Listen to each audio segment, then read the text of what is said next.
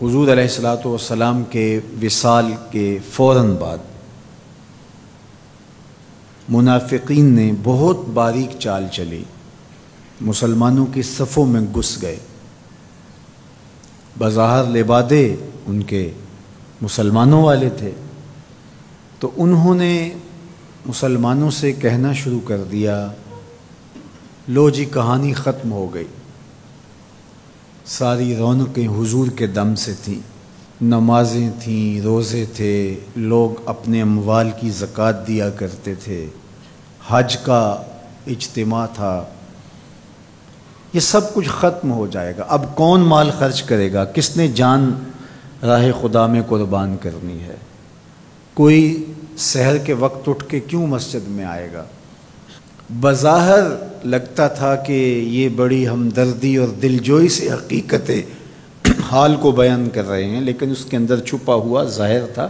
جو نئے قبائل اسلام لائے تھے، یہ خبر جب ادھر پہنچی تو انہوں نے ارتداد کا رستہ اختیار کر لیا۔ بہت سارے قبیلے، آپ پڑھیں تاریخ، مرتد ہو گئے، کسی نے زکوٰۃ دینے سے انکار کر دیا، مسیلمہ کذاب نے اپنی جھوٹی نبوت کا دعویٰ کھڑا کر دیا، حضرت صدیق اکبر کا دل زخمی ہے، کلیجہ زخمی ہے، لیکن اب اس صورتحال کا جب آپ نے مشاہدہ کیا تو آپ آگے بڑھے اور ایک اونچے ٹیلے پہ کھڑے ہوئے لوگوں کو اشارہ کیا۔ لوگوں نے جناب ابو بکر رضی اللہ تعالیٰ عنہ کو دیکھا تو ادھر لپک کے آ گئے، تو حضرت ابو بکر صدیق رضی اللہ تعالیٰ عنہ نے مختصر خطاب کرتے ہوئے آپ نے کہا، لوگوں مجھے ایک بات بتاؤ، تم اللہ کی عبادت کرتے تھے کہ رسول اللہ کی عبادت کرتے تھے؟ لوگوں نے کہا کہ ہم اللہ کی عبادت کرتے تھے۔ تو کہا کہ اگر تو تم رسول اللہ کی عبادت کرتے تھے تو حضور وصال کر گئے، اور اگر تم اللہ کی عبادت کرتے تھے تو وہ آج بھی حی ہے، لا یموت ہے، اسے موت ہے ہی نہیں۔ پھر کہا، جس دین کے لیے میرے اور آپ کے آقا و مولا نے اپنی ساری زندگی لگا دی، کیا حضور کے وصال کر جانے کے بعد تم اس دین کو چھوڑ دو گے؟ تو لوگوں نے کہا، کیوں چھوڑیں گے؟ تو کہا، پھر اٹھو اور دین کا جھنڈا لے کے پوری دنیا پہ چھا جاؤ۔ تو آپ نے لوگوں کو سنبھالا۔ تو حضرت عبداللہ ابن مسعود رضی اللہ تعالیٰ عنہ فرماتے ہیں کہ اگر حضرت ابو بکر رضی اللہ تعالیٰ عنہ کے ذریعے سے اللہ ہمارے اوپر احسان نہ کرتا تو ہم ہلاک ہو جاتے۔ اس امت کو بکھرنے سے بچایا ہے، شیرازہ متحد رکھا ہے، تو وہ ذات سیدنا صدیق اکبر رضی اللہ تعالیٰ عنہ۔ اور حضور یہ سارے اشارے دے کر گئے تھے۔ ایک خاتون آئی، کوئی کام تھا اس کو، اس نے کہا، تو حضور نے فرمایا پھر آنا۔ تو اس نے کہا کہ اگر میں پھر آؤں تو آپ نہ ہوں، اس کی مراد یہ تھی کہ آپ وصال کر گئے ہوں۔ تو آقا کریم علیہ السلام نے فرمایا، اگر میں نہ ہوا ابو بکر تو ہوں گے، میں نہ ہوا تو ابو بکر کے پاس آ جانا۔ اللہ اکبر۔ حضور نے حضرت ابو بکر رضی اللہ تعالیٰ عنہ کو اپنی زندگی میں مصلی پہ کھڑا کیا۔ ترمذی کے لفظ ہیں، حضور نے ارشاد فرمایا، لا ینبغی لقوم فیہم ابو بکر ان یؤمہم غیرہ، کسی قوم کے لیے مناسب ہی نہیں ہے کہ ابو بکر ان کے اندر رہتا ہو اور امامت کوئی اور کروائے۔ مروا ابا بکر فلیصلی بالناس، ابو بکر کو حکم دو کہ وہ لوگوں کو نماز پڑھائے۔ اور پھر مصلی پہ جا کے حضرت ابو بکر کھڑے ہوئے۔ 17 نمازیں حضور علیہ الصلوۃ والسلام کی حیات طیبہ کے اندر حضرت ابو بکر نے پڑھائی ہیں۔ اللہ اکبر۔ فرمایا، ما نفعنی مال احد قط ما نفعنی مال ابی بکر، مجھے کسی کے مال نے اتنا نفع نہیں دیا جتنا ابو بکر کے مال نے دیا۔ اللہ کے علاوہ اگر میں کسی کو خلیل بناتا تو ابو بکر کو بناتا، لیکن اللہ میرا خلیل ہے، جنہیں سیدہ کہول اہل الجنہ کہا گیا، جنت کے بوڑھوں کے سردار بنائے گئے۔ حضور نبی رحمت صلی اللہ علیہ وآلہ وسلم کی نیابت اور حضور علیہ الصلوۃ والسلام کی خلافت کا تاج ان کے سر پہ رکھا گیا، جن کی صحابیت کو میرے رب نے قرآن میں بیان فرمایا، اذ یقول لصاحبہ لا تحزن ان اللہ معنا۔ جب غار ثور میں حضور علیہ الصلوۃ والسلام سیدنا ابو بکر رضی اللہ تعالیٰ عنہ کی گود میں سر رکھ کے لیٹے ہوئے تھے، سانپ ایڑی پہ ڈنگ کے ڈنگ لگا رہا ہے اور آپ اپنی ٹانگ کو جنبش نہیں ہونے دیتے، آنکھوں کا حلقہ توڑ کے آنسو حضور کے رخسار پہ گرتے ہیں، اور آقا کریم بیدار ہوتے ہیں اور بیدار ہو کے پوچھتے ہیں مالا کا یا ابا بکر، ابو بکر کیا ہوا؟ ادب کے اس کرینے کو جناب سیدنا صدیق اکبر نہیں بھولتے، کہتے ہیں فدا کا امی و ابی یا رسول اللہ، لو دیکھ تو حضور میری ماں بھی آپ کے قدموں پہ قربان جائے، میرا باپ بھی آپ کی راہوں پہ نچھاور، میرا قبیلہ میرا خاندان آپ کے قدموں پہ قربان، مجھے سانپ نے ڈس لیا ہے۔ تو محبت کا یہ اسلوب اور الفت کا یہ طریق آپ کو یہاں ملے گا کہ انداز الفت نہیں چھوڑتے۔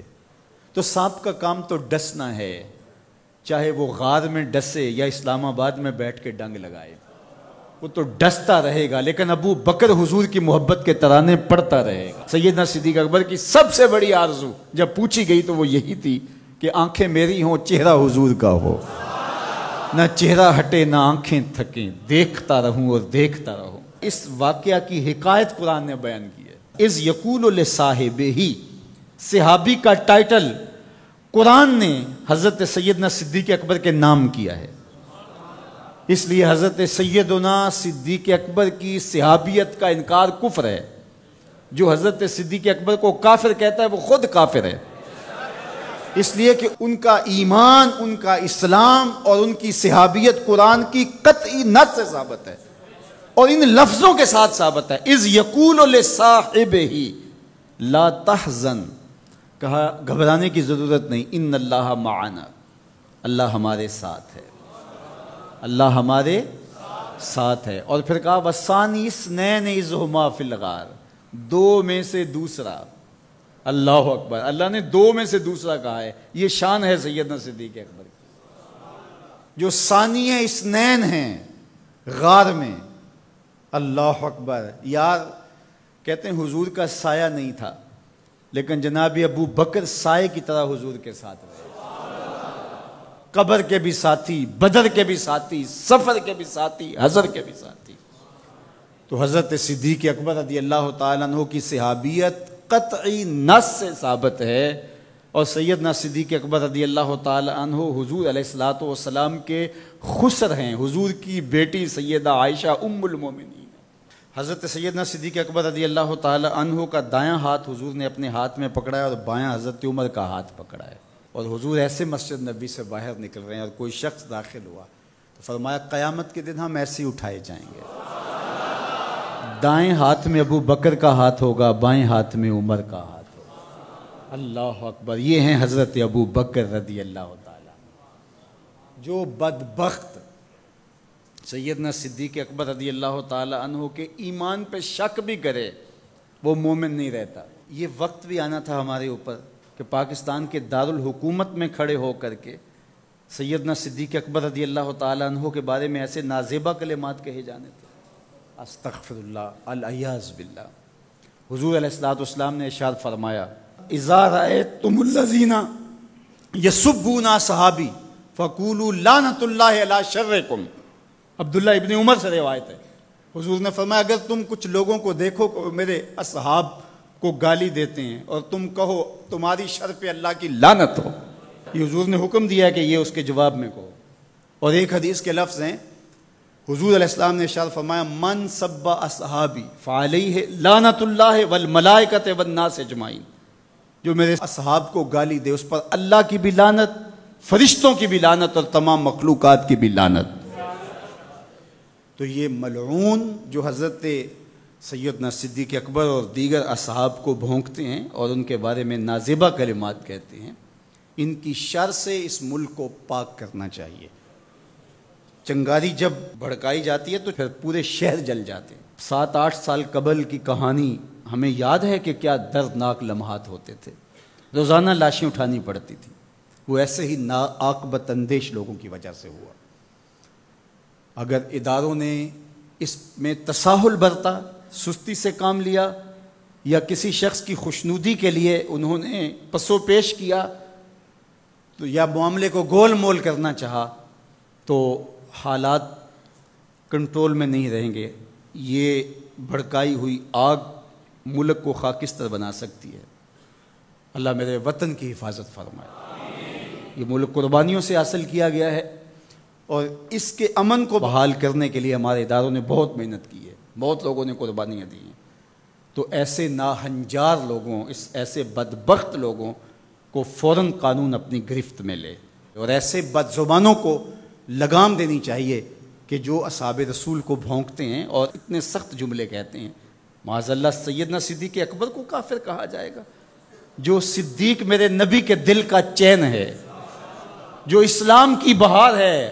عبداللہ ابن مسعود فرماتے ہیں ہم بچے ہی ابو بکر کی وجہ سے تھے، ورنہ ہلاک ہو جاتے۔ جس ابو بکر رضی اللہ تعالیٰ عنہ کو حضور نے مصلی پہ کھڑا کیا، جس ابو بکر رضی اللہ تعالیٰ عنہ پہ اتنا اعتماد تھا کہ ہجرت والی رات ان کا انتخاب کیا، حضرت سیدنا عمر رضی اللہ تعالیٰ عنہ نے حضرت ابو بکر رضی اللہ تعالیٰ عنہ کا ذکر کیا اور رو پڑے اور کہا کہ ابو بکر میری زندگی کی ساری نیکیاں لے لے اور غار والی ایک نیکی مجھے دے دے۔ اور پھر کہا کرتے تھے کہ کاش کہ میں ابو بکر کے سینے کا بال ہوتا۔ ابن جوزی نے لکھا ہے کہ ہمارے بزرگ اور اسلاف جو تھے وہ ابو بکر و عمر رضی اللہ تعالی عنہما کی محبت اپنی اولاد کو یوں سکھایا کرتے تھے جیسے قرآن کی آیتیں سکھائی جاتی۔ ان کی محبت اولادوں کے سینوں میں راسخ کیا کرتے تھے۔ معمولی سی میل بھی سیدنا صدیق اکبر کے بارے میں برباد کر دیتی ہے۔ اللہ کے نبی کا ہر صحابی با کمال ہے، لیکن ابو بکر ہے۔ جے شک ہووی تے چل مدینے، جے شک ہووی تے چل مدینے، آ ویخ لے جوڑ مزاراں دا، بن یار نبی دیاں یاراں دا۔ تو ان سے ہماری محبت کا رشتہ استوار ہے۔ تو جس شخص نے بھی یہ جملہ کہا ہم اس کی مذمت کرتے ہیں۔ مذمت تو لفظ بہت چھوٹا ہے، اس کو قرار واقع سزا دیجئے۔ وہ بدترین انسان ہے روئے زمین پہ، اور اس سے کوئی روح رعایت نہ رکھی جائے تاکہ آئندہ ایسے راستے بند ہو۔ اداروں کو اس پر فی الفور نوٹس لینا چاہیے قبل اس سے کہ حالات ہاتھ سے باہر نکل جائیں اور بے قابو ہو جائیں۔ اللہ ہم سب کو اپنی رحمتوں کے حصار میں رکھے۔